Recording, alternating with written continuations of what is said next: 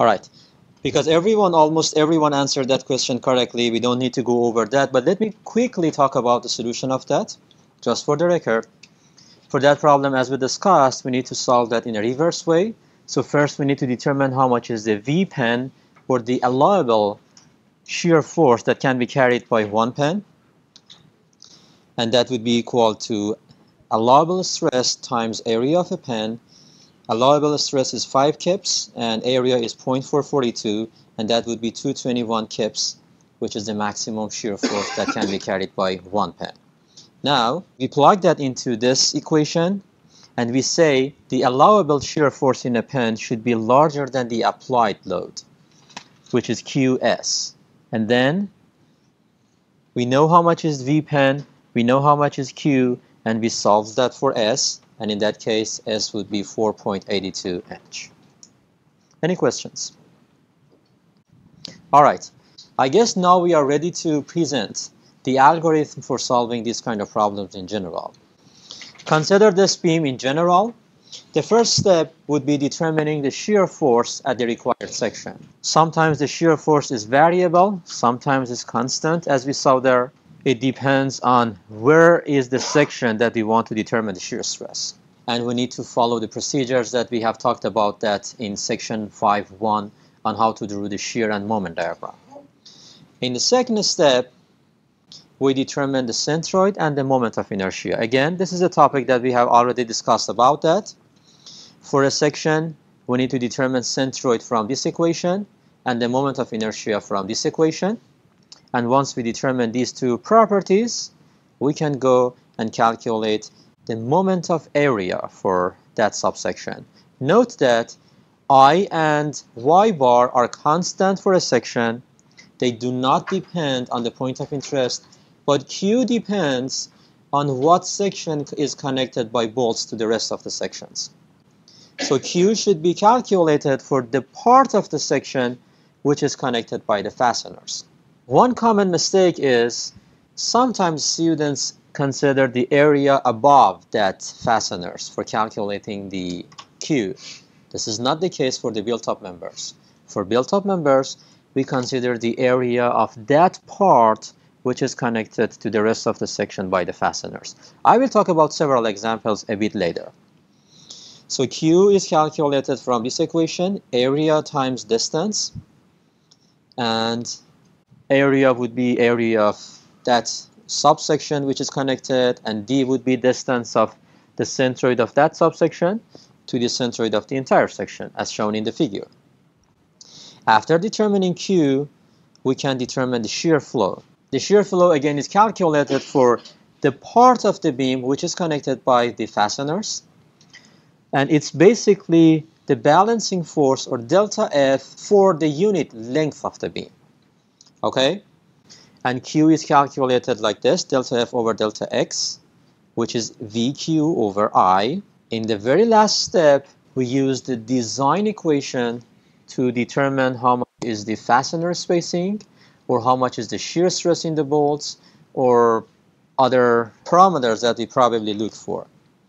So in that step, we use this equation to determine the parameters that we are looking for.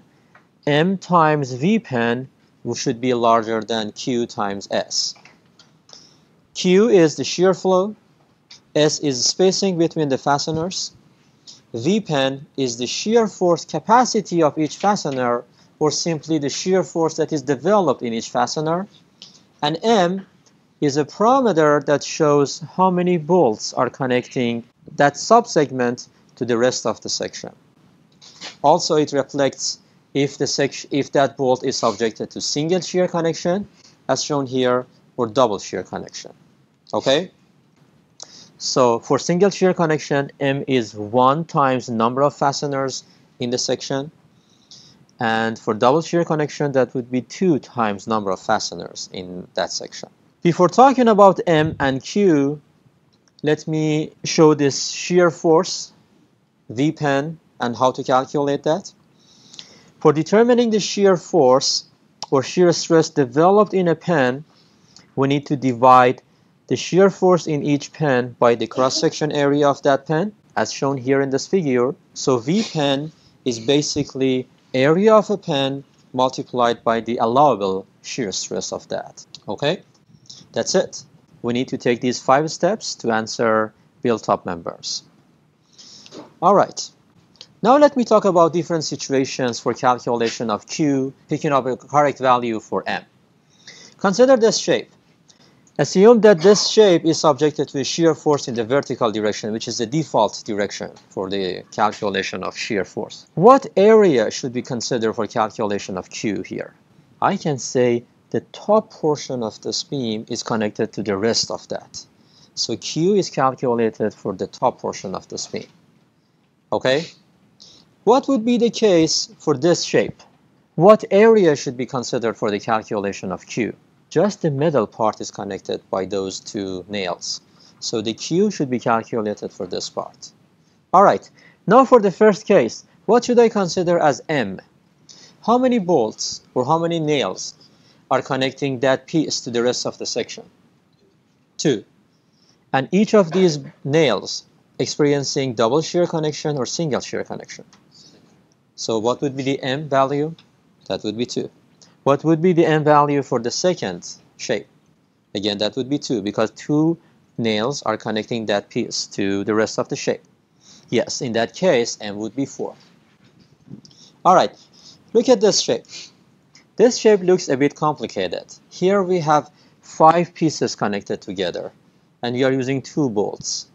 First, tell me what would be the area that should be considered for the calculation of Q. What part is connected to the rest of the shape? We have 4 options actually. We can consider the top left is connected to the rest of the section, the top right, the bottom left, or the bottom right. Okay? So let's consider this part. Let's consider this piece is connected to the rest of the section. Now for that part, what should be considered as M? First, how many bolts are connecting that piece to the rest of the section? 1. And that bolt is subjected to double shear connection or single shear connection. That is single. You know, that bolt experiences double shear connection, but double means if we consider both of these 2 parts. As long as we consider just the left part, that bolt is subjected to single shear connection. A common mistake here is considering 2 bolts. Should I consider 2 bolts here? Why it is not correct to consider 2 bolts? Because this bolt is not responsible for connecting that piece of wood to the rest of the section. I need to consider what bolt or what fastener connects this shape to the rest of that section. Does that make sense? All right. Now let's talk about this shape.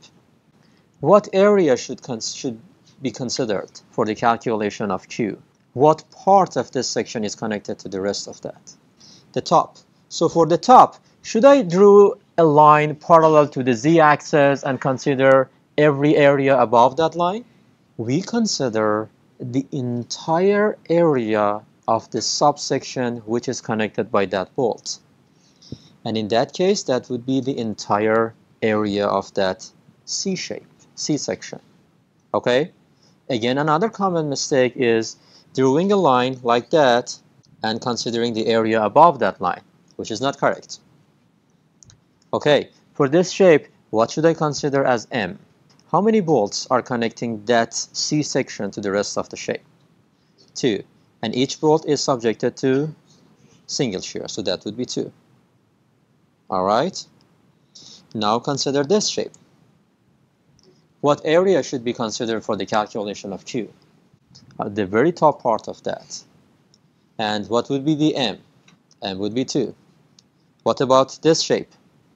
So half of that, either top or on the bottom, and M would be 1 because there is just 1 bolt, and 1 bolt is single shear. What about this one? Again, the top part, and M would be 2. What about this one? Here, M is 1. What should I consider for the area of Q? Can I consider the top part? We can consider either the top part or the bottom part. That will give us the same number. Yes, sir? Can't you always consider one part or the other? Exactly. That's another point. Here, consider this problem. Instead of considering this shape, I can consider the rest of that and assume that the rest of that is connecting it to that middle part. But in that case, you have to consider the entire area of these three shapes and calculate Q for that part. Because that would be more difficult, we go for this shape. Okay? And similar for that would be for this one. Instead of calculating Q for that shape, you may want to calculate Q for the I shape. That gives you the same value of Q.